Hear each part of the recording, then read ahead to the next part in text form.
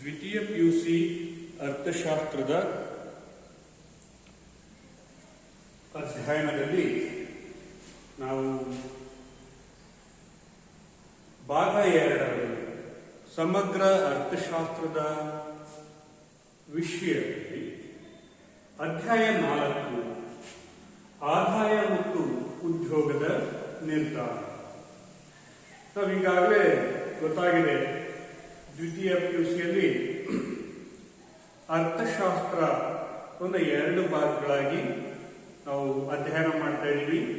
ಒಂದು ಭಾಗ ಸೂಕ್ಷ್ಮ ಅರ್ಥಶಾಸ್ತ್ರ, ಮತ್ತೊಂದು ಭಾಗ ಸಮಗ್ರ ಅರ್ಥಶಾಸ್ತ್ರ. ಈ ಸೂಕ್ಷ್ಮ ಅರ್ಥಶಾಸ್ತ್ರದಲ್ಲಿ ಈಗಾಗಲೇ ನಾವು 4 ಅಧ್ಯಾಯಗಳನ್ನು ಪೂರ್ಣಗೊಳಿಸಿದ್ದೀವಿ. ಹಾಗೆಯೇ ಸಮಗ್ರ ಅರ್ಥಶಾಸ್ತ್ರದಲ್ಲಿ 4ನೇ ಅಧ್ಯಾಯವಾಗಿರ್ತಕ್ಕಂಥದ್ದು ಆದಾಯ ಮತ್ತು ಉದ್ಯೋಗದ ನಿರ್ಧಾರ. ಈ ಸಮಗ್ರ ಅರ್ಥಶಾಸ್ತ್ರ ಅಂತಕ್ಕಂಥದ್ದು ಇಡೀ ಆರ್ಥಿಕತೆಯನ್ನ ಸರಾಸರಿಯಾಗಿ ಅಧ್ಯಯನ ಮಾಡ್ತದೆ ಅಂತಕ್ಕಂಥದ್ದನ್ನ ಈಗಾಗಲೇ ನಾವು ವಿಶ್ಲೇಷಣೆ ಮಾಡಿದ್ದೀವಿ. ಹಾಗೆಯೇ ಈ ಅಧ್ಯಾಯದಲ್ಲಿ ಆದಾಯ ಮತ್ತು ಉದ್ಯೋಗದ ನಿರ್ಧಾರ ಅಂತಕ್ಕಂಥದ್ದು ಸಮಗ್ರ ಅರ್ಥಶಾಸ್ತ್ರದಲ್ಲಿ ಬರ್ತಕ್ಕಂತಹ ಒಂದು ಅತ್ಯಂತ ಪ್ರಮುಖವಾಗಿರ್ತಕ್ಕಂತಹ ಒಂದು ಅಧ್ಯಾಯವಾಗಿದೆ. ಈ ಸಮಗ್ರ ಅರ್ಥಶಾಸ್ತ್ರದ ಉದಯಕ್ಕೆ ಕಾರಣವಾಗಿರ್ತಕ್ಕಂಥದ್ದು ಈ ಒಂದು ಅಧ್ಯಾಯದಿಂದ ನಾವು ತಿಳ್ಕೊಬಹುದು. ಹಾಗಾಗಿ ಸಮಗ್ರ ಅರ್ಥಶಾಸ್ತ್ರದಲ್ಲಿ ಬರ್ತಕ್ಕಂತಹ ಮೌಲ್ಯಗಳ ಮೇಲೆ ಪ್ರಭಾವ ಬೀರುವಂತಹ ಅಂಶಗಳನ್ನ ಈ ಅಧ್ಯಾಯದಲ್ಲಿ ನಾವು ಪರಿಶೀಲನೆ ಮಾಡ್ತೀವಿ. ಸಮಗ್ರ ಅರ್ಥಶಾಸ್ತ್ರದ ಚಲಕಗಳ ಮೌಲ್ಯದ ಮೇಲೆ ಪ್ರಭಾವ ಬೀರುವಂತಹ ಸಂಗತಿಗಳನ್ನ ನಾವು ಈ ಅಧ್ಯಾಯದಲ್ಲಿ ವಿಶ್ಲೇಷಣೆ ಮಾಡ್ತೀವಿ. ಹಾಗಂದ್ರೆ ಏನು? ಹಾಗಾದ್ರೆ ಸಮಗ್ರ ಅರ್ಥಶಾಸ್ತ್ರದ ಚಲಕಗಳ ಮೌಲ್ಯಗಳು ಯಾವುವು? ಈಗ ಉದಾಹರಣೆಗೆ ಸಮಗ್ರ ಅರ್ಥಶಾಸ್ತ್ರದಲ್ಲಿ ಬರ್ತಕ್ಕಂತಹ ಸರಕು ಸೇವೆಗಳ ಬೆಲೆಗಳು ಅಂದ್ರೆ ಸಾಮಾನ್ಯ ಬೆಲೆಗಳು, ಬಡ್ಡಿಯ ದರ, ಆರ್ಥಿಕ ಹಿಂಜರಿತ, ಇವೆಲ್ಲವೂ ಸಹ ಸಮಗ್ರ ಅರ್ಥಶಾಸ್ತ್ರದಲ್ಲಿ ಬರ್ತಕ್ಕಂಥ ಪ್ರಮುಖ ಪರಿಕಲ್ಪನೆಗಳು. ಈ ಪರಿಕಲ್ಪನೆಗಳ ಮೇಲೆ, ಈ ಚಲಕಗಳ ಮೇಲೆ ಪ್ರಭಾವ ಬೀರುವಂತಹ ಅಂಶಗಳು ಹೇಗೆ ಪ್ರಭಾವ ಬೀರುತ್ತವೆ? ಸರಕು ಸೇವೆಗಳ ಬೆಲೆಗಳು ಹೆಚ್ಚಾಗೋದಕ್ಕೆ ಕಾರಣ ಏನು? ಹಾಗೆಯೇ ಸರಕು ಸೇವೆಗಳ ಬೆಲೆಗಳು ಕಡಿಮೆ ಆಗೋದಕ್ಕೆ ಕಾರಣ ಏನು? ನಿಧಾನಗತಿಯಲ್ಲಿ ಆರ್ಥಿಕ ಪ್ರಗತಿ ಆಗೋದಕ್ಕೆ ಮುಖ್ಯ ಕಾರಣವಾಗಿರ್ತಕ್ಕಂತಹ ಅಂಶಗಳು ಯಾವುವು? ಹಾಗೆಯೇ ಒಂದು ದೇಶ ಅಭಿವೃದ್ಧಿ ಹೊಂದಬೇಕು, ಅಭಿವೃದ್ಧಿಯ ವೇಗವನ್ನು ಹೆಚ್ಚಿಸುವಂತಹ ಅಂಶಗಳು ಯಾವುವು? ಹೀಗೆ ಸಮಗ್ರ ಅರ್ಥಶಾಸ್ತ್ರದಲ್ಲಿ ಬರ್ತಕ್ಕಂತಹ ಚಲಕಗಳ ಮೇಲೆ ಪ್ರಭಾವ ಬೀರುವಂತಹ ಅಂಶಗಳನ್ನ ಈ ಅಧ್ಯಾಯದಲ್ಲಿ ನಾವು ನೋಡ್ತೀವಿ. ಹಾಗಾಗಿ ಸಮಗ್ರ ಅರ್ಥಶಾಸ್ತ್ರದಲ್ಲಿ ಚಲಕಗಳ ಮೌಲ್ಯದ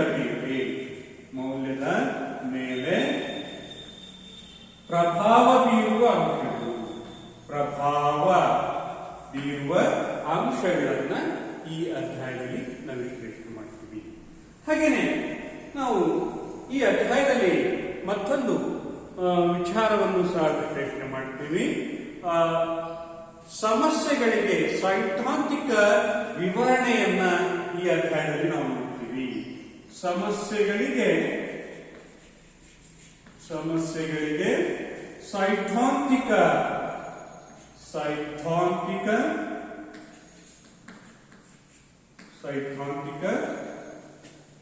ವಿಚಾರಣೆ ವಿಶ್ಲೇಷಣೆಯನ್ನು ನಡೆಸುತ್ತದೆ.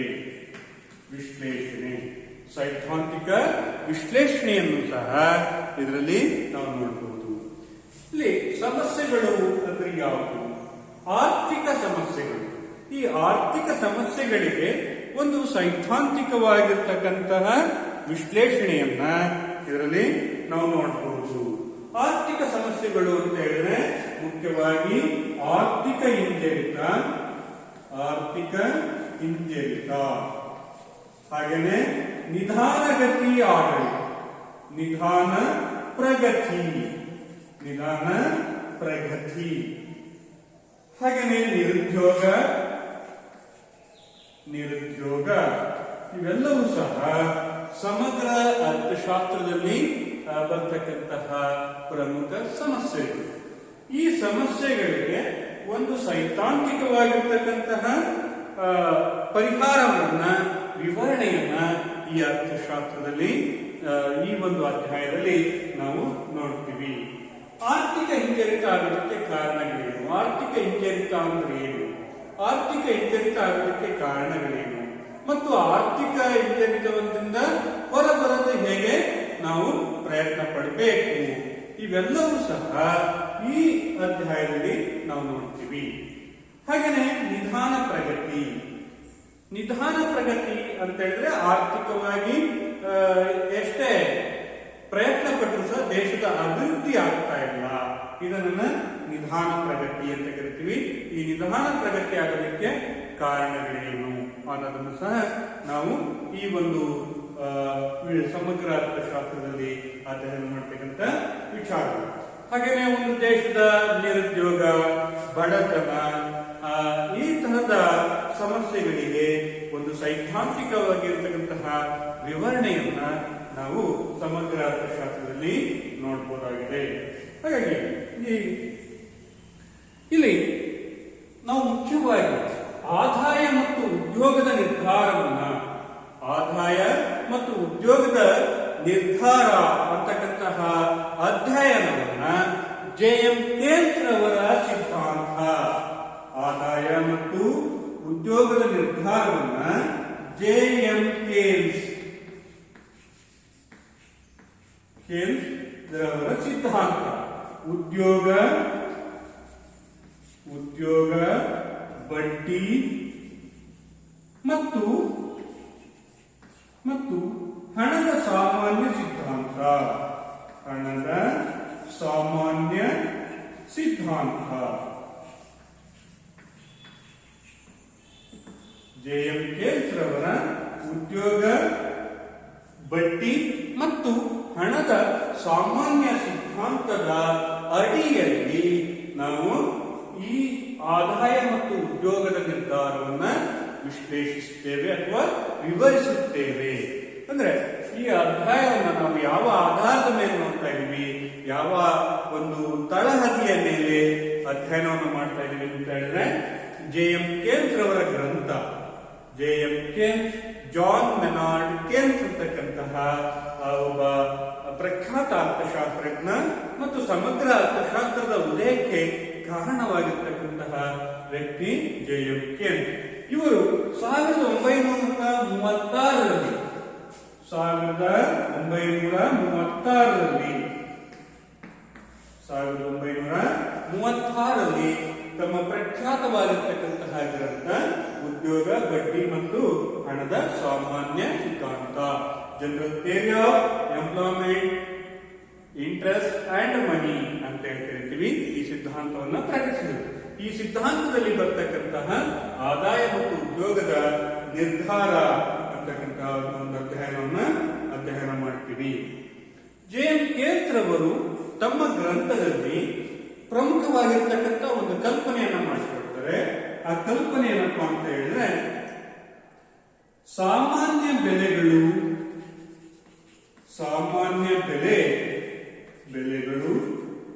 ಮತ್ತು ಬಡ್ಡಿ ದರ ಸ್ಥಿರವಾಗಿರುತ್ತದೆ. ಬಡ್ಡಿಯ ದರ ಸ್ಥಿರವಾಗಿರುತ್ತದೆ ಅಂತಕ್ಕಂಥ ಒಂದು ಕಲ್ಪನೆಯನ್ನ ಮಾಡಿಕೊಳ್ತಾರೆ. ಆ ಕಲ್ಪನೆಯ ಆಧಾರದ ಮೇಲೆ ತಮ್ಮ ಸಿದ್ಧಾಂತವನ್ನ ಅವರು ಮಂಡಿಸ್ತಾ ಹೋಗ್ತಾರೆ. ಹಾಗಾಗಿ ಇಲ್ಲಿ ಸರಕು ಸೇವೆ, ಸಾಮಾನ್ಯ ಬೆಲೆಗಳು ಅಂತ ಹೇಳಿದ್ರೆ ಸರಕು ಸೇವೆಗಳ ಬೆಲೆಗಳು ಮತ್ತು ಬಡ್ಡಿಯ ದರಗಳು ಸ್ಥಿರವಾಗಿದ್ದಾಗ ಆದಾಯ ಮತ್ತು ಉದ್ಯೋಗದ ನಿರ್ಧಾರ ಹೇಗೆ ನಿರ್ಧಾರ ಆಗುತ್ತದೆ ಅಂತಕ್ಕಂತಹ ಒಂದು ಕಲ್ಪನೆಯ ಆಧಾರದ ಮೇಲೆ ಈ ಅಧ್ಯಯನವನ್ನ ನಾವು ಪ್ರಾರಂಭಿಸ್ತೀವಿ. ಹಾಗಾಗಿ ಇದನ್ನ ಸೆಟೇರಿಯನ್ ಪೆರಿಬಸ್ ಅಂತ ಹೇಳಿ ಕರಿತೀವಿ, ಅಥವಾ ಇತರೆ ಅಂಶಗಳು ಸ್ಥಿರವಾಗಿದ್ದಾಗ ಇತರೆ ಅಂಶಗಳು ಸ್ಥಿರವಾಗಿದ್ದಾಗ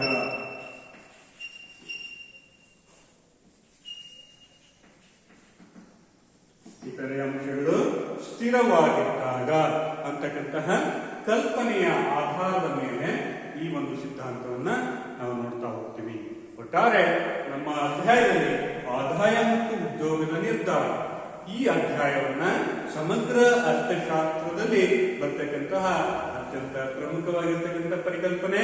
ಇಲ್ಲಿ ಮುಖ್ಯವಾಗಿ ನಾವು JMK ರವರ ಸಿದ್ಧಾಂತವಾಗಿರ್ತಕ್ಕಂಥ ಉದ್ಯೋಗ ಬಡ್ಡಿ ಮತ್ತು ಹಣದ ಸಾಮಾನ್ಯ ಸಿದ್ಧಾಂತದ ಅಡಿಯಲ್ಲಿ ಅಧ್ಯಯನ ಮಾಡ್ತೀವಿ. ಈ ಅಧ್ಯಾಯದಲ್ಲಿ ಮುಖ್ಯವಾಗಿ KLS ರವರು ಸಾಮಾನ್ಯ ಸರಕುಗಳ ಬೆಲೆಗಳು ಸ್ಥಿರವಾಗಿರುತ್ತವೆ ಮತ್ತು ಬಡ್ಡಿಯ ದರಗಳು ಸಹ ಸ್ಥಿರವಾಗಿರುತ್ತದೆ ಅಂತಕ್ಕಂಥ ಒಂದು ಕಲ್ಪನೆಯನ್ನ ಮಾಡಿಕೊಂಡಿದ್ದಾರೆ. ಆ ಕಲ್ಪನೆಯ ಆಧಾರದ ಮೇಲೆ ಈ ಸಿದ್ಧಾಂತ ಅಂತಕ್ಕಂಥದ್ದು ನಿರೂಪಿತವಾಗಿದೆ.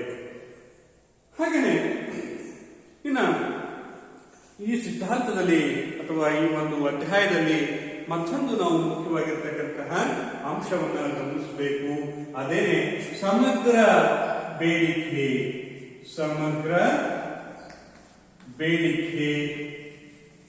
ಮತ್ತು ಅದರ ಭಾಗಗಳು. ಇದು ಮೊದಲನೇ ಒಂದು ಪರಿಕಲ್ಪನೆ. ಆದಾಯ ಮತ್ತು ಉದ್ಯೋಗ ಸಿದ್ಧಾಂತದಲ್ಲಿ ಬರ್ತಕ್ಕಂತಹ ಮೊದಲನೇ ಪರಿಕಲ್ಪನೆ ಸಮಗ್ರ ಬೇಡಿಕೆ ಮತ್ತು ಅದರ ಭಾಗಗಳು. ನೋಡಿ, ನಾವು ಸಮಗ್ರ ಬೇಡಿಕೆ, ಯಾವ ಒಂದು ದೇಶ ಅಭಿವೃದ್ಧಿ ಹೊಂದಬೇಕು ಅಂತ ಹೇಳಿದ್ರೆ ಆ ದೇಶದ ಸಮಗ್ರ ಬೇಡಿಕೆ ಹೆಚ್ಚಾಗಿರಬೇಕು ಅಂತ. ಸಮಗ್ರ ಬೇಡಿಕೆ ಹೆಚ್ಚಾಗಿದ್ದಾಗ ಆ ದೇಶ ಸಹಜವಾಗಿಯೇ ಅಭಿವೃದ್ಧಿ ಹೊಂದುತ್ತದೆ. ಸಮಗ್ರ ಬೇಡಿಕೆ ಹೇಗೆ ನಿರ್ಧಾರ ಆಗುತ್ತೆ ಅಂತ ಹೇಳಿದ್ರೆ ಆ ದೇಶದ ರಾಷ್ಟ್ರೀಯ ಆದಾಯ, ಆ ದೇಶದ ಉತ್ಪಾದನೆ ಮುಖ್ಯವಾಗಿರುತ್ತದೆ. ಯಾವ ದೇಶದಲ್ಲಿ ಉತ್ಪಾದನೆಯ ಪ್ರಮಾಣ ಹೆಚ್ಚಾಗಿರುತ್ತೋ, ಯಾವ ದೇಶದಲ್ಲಿ ಆದಾಯದ ಪ್ರಮಾಣ ಹೆಚ್ಚಾಗಿರುತ್ತದೆಯೋ ಆ ದೇಶದಲ್ಲಿ ಸಮಗ್ರ ಬೇಡಿಕೆಯು ಸಹ ಏನಾಗಿರುತ್ತದೆ, ಹೆಚ್ಚಾಗಿರುತ್ತದೆ. ಯಾವುದೇ ಒಂದು ದೇಶ ಆರ್ಥಿಕವಾಗಿ ಹಿಂದುಳಿಯೋದಕ್ಕೆ ಆ ದೇಶದ ಮುಖ್ಯ ಕಾರಣ ಏನಪ್ಪಾ ಅಂತ ಹೇಳಿದ್ರೆ ಪರಿಣಾಮಕಾರಿ ಬೇಡಿಕೆಯ ಕೊರತೆ ಅಥವಾ ಸಮಗ್ರ ಬೇಡಿಕೆಯ ಕೊರತೆ. ಪರಿಣಾಮಕಾರಿ ಬೇಡಿಕೆಯ ಕೊರತೆ ಅಥವಾ ಸಮಗ್ರ ಬೇಡಿಕೆಯ ಕೊರತೆನೇ ಆ ದೇಶದ ಒಂದು ಆರ್ಥಿಕ ಹಿಂದುಳಿಯೋದಕ್ಕೆ ಕಾರಣ ಆಗುತ್ತದೆ. ಹಾಗಾಗಿ ಈ ಒಂದು ಪರಿಕಲ್ಪನೆ ಇಲ್ಲಿ ಆದಾಯ ಮತ್ತು ಉದ್ಯೋಗದ ಸಿದ್ಧಾಂತದಲ್ಲಿ ಅತ್ಯಂತ ಮಹತ್ವದ್ದಾಗಿದೆ. ಹಾಗಾಗಿ ಇಲ್ಲಿ ಸಮಗ್ರ ಬೇಡಿಕೆ ಅಂದ್ರೆ ಏನು, ಯಾವುದನ್ನ ನಾವು ಸಮಗ್ರ ಬೇಡಿಕೆ ಅಂತ ಹೇಳಿ ಕರಿತೀವಿ. ಸಮಗ್ರ ಬೇಡಿಕೆ ಅಂತ ಹೇಳಿದ್ರೆ ಆರ್ಥಿಕತೆಯೊಂದರಲ್ಲಿ ಒಂದು ನಿರ್ದಿಷ್ಟ ವರ್ಷ ಮತ್ತು ಆದಾಯದಲ್ಲಿ ಆರ್ಥಿಕತೆಯ ಎಲ್ಲ ವಲಯಗಳಿಗೆ ಇರ್ತಕ್ಕಂಥ ಸರಕು ಸೇವೆಗಳಿಗೆ ಇರ್ತಕ್ಕಂತಹ ಬೇಡಿಕೆಯನ್ನೇ ಸಮಗ್ರ ಬೇಡಿಕೆ ಅಂತ ಹೇಳಿ ಕರಿತೀವಿ. ಸಮಗ್ರ ಬೇಡಿಕೆ ಅಂತ ಹೇಳಿದ್ರೆ ಆರ್ಥಿಕತೆಯೊಂದರಲ್ಲಿ ಒಂದು ನಿರ್ದಿಷ್ಟ ವರ್ಷ ಮತ್ತು ಆದಾಯದಲ್ಲಿ ಆರ್ಥಿಕತೆಯ ಎಲ್ಲ ವಲಯಗಳಿಂದ ಸರಕು ಸೇವೆಗಳಿಗಿರುವಂತಹ ಯೋಜಿತ ಬೇಡಿಕೆಯನ್ನೇ ನಾವು ಸಮಗ್ರ ಬೇಡಿಕೆ ಅಂತ ಹೇಳಿ ಕರಿತೀವಿ. ಈ ಸಮಗ್ರ ಬೇಡಿಕೆಯಲ್ಲಿ ಪ್ರಮುಖವಾಗಿ ಬರ್ತಕ್ಕಂತಹ ಅದರ ಭಾಗಗಳು, ಸಮಗ್ರ ಬೇಡಿಕೆಯ ಪ್ರಮುಖ ಭಾಗಗಳು, ಅದರಲ್ಲಿ ಅನುಭೋಗ, ಹಾಗೇನೆ ಹೂಡಿಕೆ, ಹಾಗೇನೆ ಸರಕು ಸೇವೆಗಳ ಬೆಲೆಗಳು, ಸರಕು ಸೇವೆಗಳ ಉತ್ಪಾದನೆ ಅಂತ ಕರಿತೀವಿ. ಉತ್ಪಾದನೆ ಇವೆಲ್ಲವೂ ಸಹ ಸಮಗ್ರ ಬೇಡಿಕೆಯಲ್ಲಿ ಬರ್ತಕ್ಕಂತಹ ಅದರ ಭಾಗಗಳು. ಸಮಗ್ರ ಬೇಡಿಕೆ ಅಂದ್ರೆ ಅಂತ ಗೊತ್ತಾಯ್ತು. ಸಮಗ್ರ ಬೇಡಿಕೆ ಅಂತ ಹೇಳಿದ್ರೆ ಯಾವುದನ್ನ ಸಮಗ್ರ ಬೇಡಿಕೆ?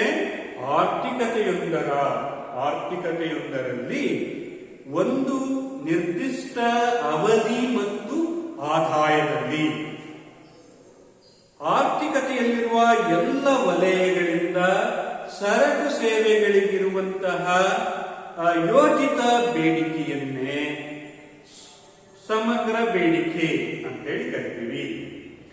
ಅಂದ್ರೆ ಅರ್ಥ ಇಷ್ಟೇನೆ.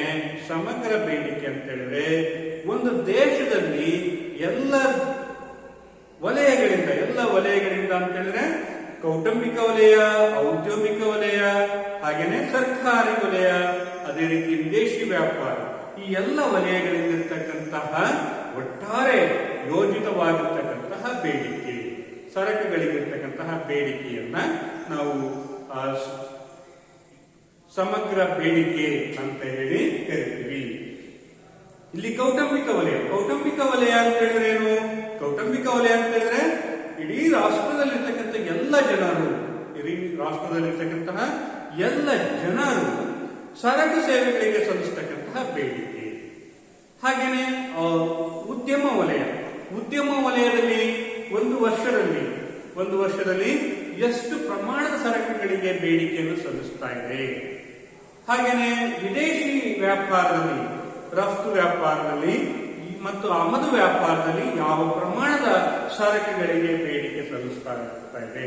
ಹೀಗೆ ಈ ಮೂರೂ ವಲಯಗಳಿಂದ, ಕೌಟುಂಬಿಕ ವಲಯ, ಉದ್ಯಮ ವಲಯ ಮತ್ತು ವಿದೇಶಿ ವಲಯ, ಬಾಹ್ಯ ವಲಯ ಅಂತ ಕರಿತೀವಿ. ಈ ಬಾಹ್ಯ ವಲಯದಿಂದ ಸರಕು ಸೇವೆಗಳಿಗಿರ್ತಕ್ಕಂತಹ ಒಂದು ಒಟ್ಟಾರೆ ಬೇಡಿಕೆಯನ್ನ ನಾವು ಸಮಗ್ರ ಬೇಡಿಕೆ ಅಂತ ಹೇಳಿ ಕರಿತೀವಿ. ಈ ಸಮಗ್ರ ಬೇಡಿಕೆಯಲ್ಲಿ ಬರ್ತಕ್ಕಂತಹ ಭಾಗಗಳು ಅನುಭೋಗ, ಹೂಡಿಕೆ, ಸರಕು ಸೇವೆಗಳ ಉತ್ಪಾದನೆ, ಇವೆಲ್ಲವೂ ಸಹ ಸಮಗ್ರ ಬೇಡಿಕೆಯಲ್ಲಿ ಬರ್ತಕ್ಕಂತಹ ಪ್ರಮುಖ ಭಾಗಗಳು. ಈ ಪರಿಕಲ್ಪನೆಗಳನ್ನು ಅನುಭೋಗ, ಹೂಡಿಕೆ, ಸರಕು ಸೇವೆಗಳ ಉತ್ಪಾದನೆ, ಬೆಲೆಗಳು, ಇವುಗಳನ್ನ ನಾವು ಎರಡು ವಿಭಿನ್ನ ಅರ್ಥದಲ್ಲಿ ವಿಶ್ಲೇಷಣೆ ಮಾಡ್ತೀವಿ. ಸಮಗ್ರ ಬೇಡಿಕೆಯ ಭಾಗಗಳನ್ನ ಎರಡು ವಿಭಿನ್ನ ಅರ್ಥದಲ್ಲಿ ವಿಶ್ಲೇಷಣೆ ಮಾಡ್ತೀವಿ.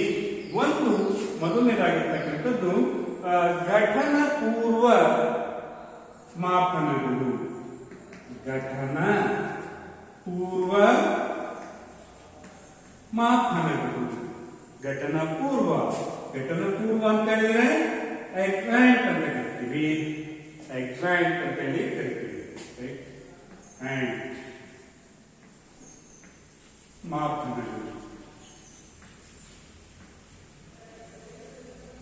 ಘಟನ ಪೂರ್ವ ಮಾಪನಗಳು ಮತ್ತೊಂದು ಘಟನೋತ್ತರ ಮಾಪನಗಳು ಅಂತೇಳಿ ನಾವು ಸಮಗ್ರ ಅರ್ಥಶಾಸ್ತ್ರದ ಭಾಗಗಳನ್ನ ನಾವು ಎರಡು ರೀತಿಯಲ್ಲಿ ವಿಶ್ಲೇಷಣೆ ಮಾಡ್ತೀವಿ. ಅಂದ್ರೆ ಒಟ್ಟಾರೆ ಸಮಗ್ರ ಅರ್ಥಶಾಸ್ತ್ರದಲ್ಲಿ ಬರ್ತಕ್ಕಂತಹ ಪರಿಕಲ್ಪನೆಗಳನ್ನ ಎರಡು ರೀತಿಯಲ್ಲಿ ಅಧ್ಯಯನವನ್ನ ಮಾಡ್ತೀವಿ.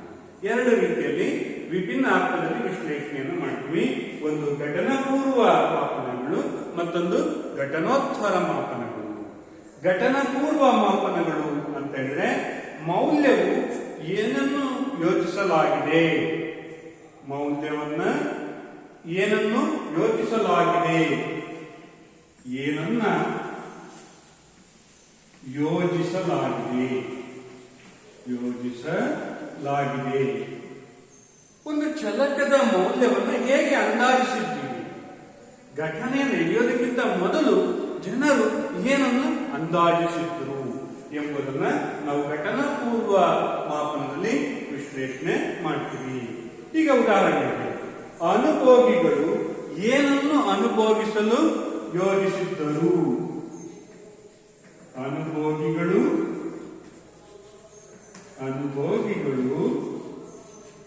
ಏನನ್ನು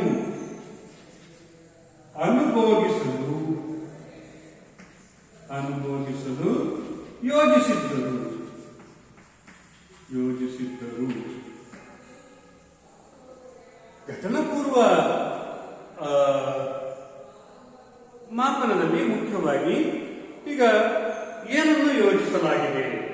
ಒಂದು ಉತ್ಪಾದನೆಯನ್ನ ಕೈಗೊಳ್ಳಬೇಕು ಅಥವಾ ಒಂದು ಸರಕಿನ ಅನುಭೋಗವನ್ನ ಕೈಗೊಳ್ಳಬೇಕು ಅಂತ ನಾವು ಅಂದಾಜಿಸಿದ್ರೆ, ಒಬ್ಬ ಅನುಭೋಗಿ ಇರ್ತಾನೆ ಅಥವಾ ಒಂದು ದೇಶದ ಜನರು ಏನನ್ನು ಅನುಭೋಗಿಸಲು ಉದ್ದೇಶಿಸಿದ್ದರು ಅಥವಾ ಯೋಜಿಸಿದ್ದರು ಅನ್ನೋದು ಘಟನಾ ಪೂರ್ವ ಮಾಪನ.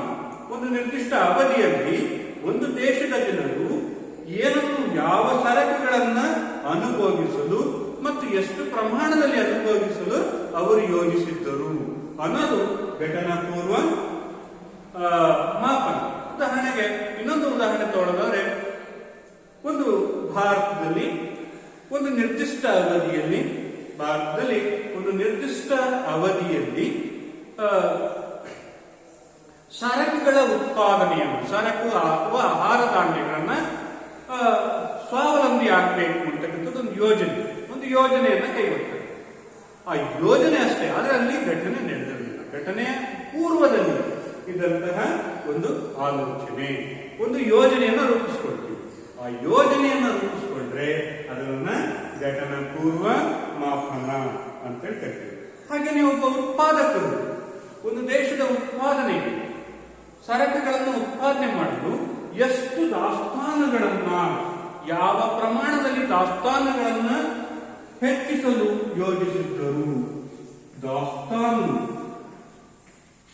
ದಾಸ್ತಾನುಗಳನ್ನ ಹೆಚ್ಚಿಸಲು ಯೋಜಿಸಿದ್ದರು.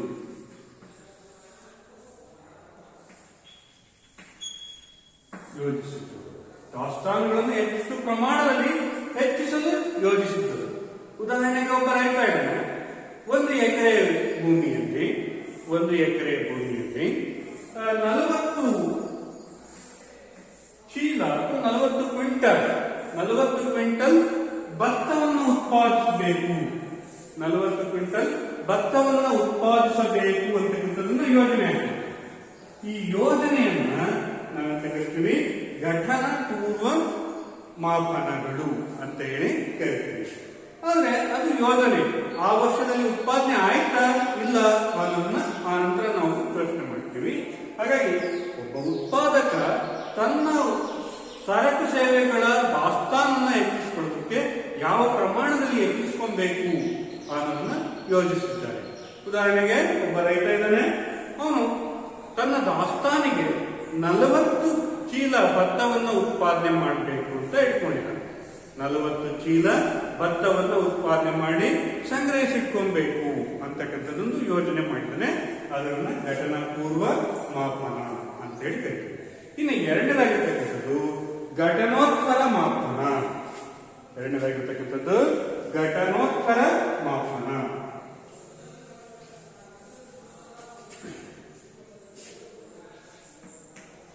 ಘಟನೋತ್ತರ ಮಾಪನ.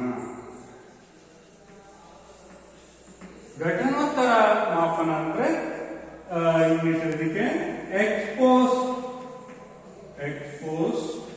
ಮೆಜರ್ಸ್ ಅಂತ ಹೇಳ್ತೀವಿ. ಎಕ್ಸ್ಪೋಸ್ ಮೆಜರ್ಸ್ ಅಂದ್ರೆ ಘಟನೆಯ ನಂತರ ಸಂಭವಿಸ್ತಕ್ಕಂಥದ್ದು ವಾಸ್ತವ ಅಥವಾ ನೈಜ ಮೌಲ್ಯಗಳನ್ನ ಇದು ಅಂದಾಜಿಸುತ್ತದೆ. ಈಗ ಘಟನೋತ್ತರ ಮಾಪನಗಳು ಅಂದ್ರೆ ಮೌಲ್ಯದಲ್ಲಿ ವಾಸ್ತವವಾಗಿ ಏನು ಸಂಭವಿಸಿದೆ,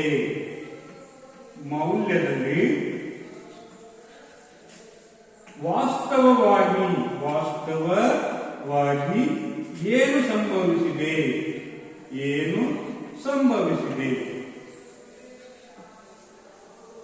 ಮೌಲ್ಯದಲ್ಲಿ ಏನು ಸಂಭವಿಸಿದೆ ವಾಸ್ತವವಾಗಿ.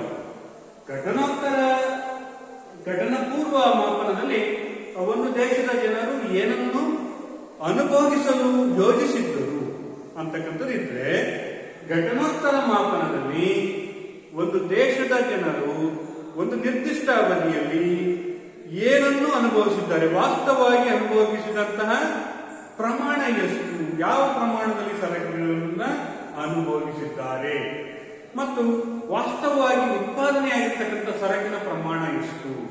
ನೋಡಿ, ಘಟನಾ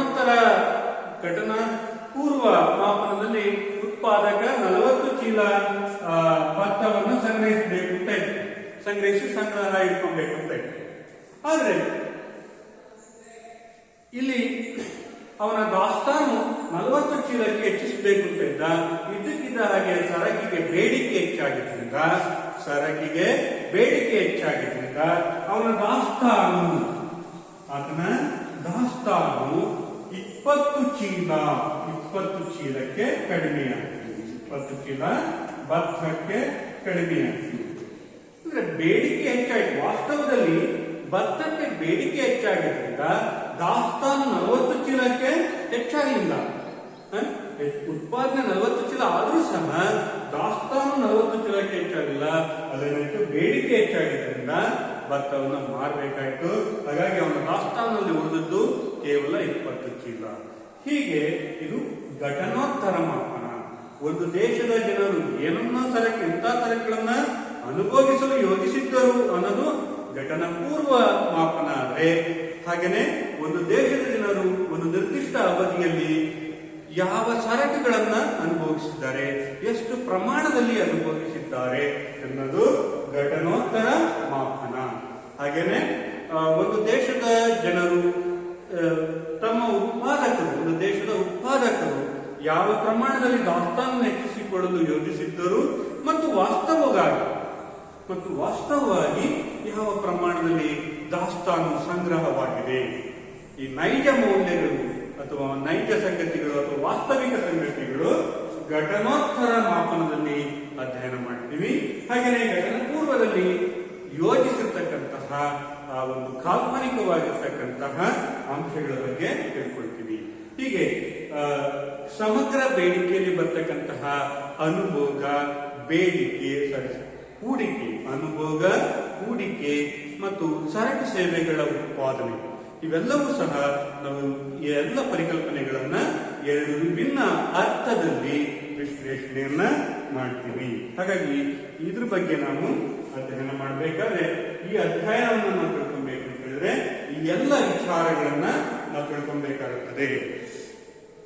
ಆದಾಯ ಮತ್ತು ಉದ್ಯೋಗ ಸಿದ್ಧಾಂತ ಅಂತಕ್ಕಂತಹ ಒಂದು ಪರಿಕಲ್ಪನೆ ಈ ಒಂದು ಅಧ್ಯಾಯದಲ್ಲಿ ನಾವು ಅಧ್ಯಯನವನ್ನು ಮಾಡುತ್ತಿದ್ದ ಪ್ರಾರಂಭದಲ್ಲಿ ಏನ್ ತಿಳ್ಕೊಬೇಕಾಗುತ್ತದೆ, ನಾವು ಮುಖ್ಯವಾಗಿ JM ಕೇಮ್ಸ್ ಅವರ ಗ್ರಂಥದ ಬರ್ತಕ್ಕಂತಹ ಒಂದು ತೇರಿ ಉದ್ಯೋಗ, ಬಡ್ಡಿ ಮತ್ತು ಹಣದ ಸಾಮಾನ್ಯ ಸಿದ್ಧಾಂತದ ಒಂದು ಸಿದ್ಧಾಂತದಲ್ಲಿ ಬರ್ತಕ್ಕಂತಹ ಆದಾಯ ಮತ್ತು ಉದ್ಯೋಗದ ನಿರ್ಧಾರವನ್ನ ನಾವು ಅಧ್ಯಯನ ಮಾಡ್ತೀವಿ.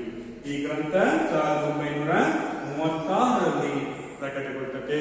ಇದೊಂದು ಕ್ರಾಂತಿಕಾರಿ ಗ್ರಂಥ ಅಂತ ಕರಿತೀವಿ ಮತ್ತು ಸಮಗ್ರ ಅರ್ಥಶಾಸ್ತ್ರದ ಉದಯಕ್ಕೆ ಕಾರಣವಾಗಿರ್ತಕ್ಕಂತಹ ಒಂದು ಗ್ರಂಥ ಮತ್ತು ಆರ್ಥಿಕ ಬಿಕ್ಕಟ್ಟು ಅಥವಾ ಆರ್ಥಿಕ ಮುಗ್ಗಟ್ಟನ್ನ 1929ರಿಂದ 33ರವರೆಗೆ ಇರ್ತಕ್ಕಂಥ ಆರ್ಥಿಕ ಮುಗ್ಗಟ್ಟಿಗೆ ಪರಿಹಾರವನ್ನ ಕಂಡುಕೊಂಡಂತಹ ಒಂದು ಪ್ರಖ್ಯಾತ ಗ್ರಂಥ ಆಗಿರೋದ್ರಿಂದ JM ಕೇಮ್ಸ್ ಅಥವಾ ಜಾನ್ ಮೆನಾರ್ಡ್ ಕೇಮ್ಸ್ ಅವರನ್ನ ಕ್ರಾಂತಿಕಾರಿ ಅರ್ಥಶಾಸ್ತ್ರಜ್ಞ ಅಂತೇಳಿ ನಾವು ಕರಿತೀವಿ. ಹಾಗಾಗಿ ಈ ಗ್ರಂಥ ಮತ್ತು ಇವರನ್ನು ಪ್ರಕಟಿಸಿರ್ತಕ್ಕಂಥ ವ್ಯಕ್ತಿ ಹೆಸರು ಇದು ಪರೀಕ್ಷಾ ದೃಷ್ಟಿಯಿಂದ ತುಂಬಾ ಮಹತ್ವದ್ದಾಗಿದೆ.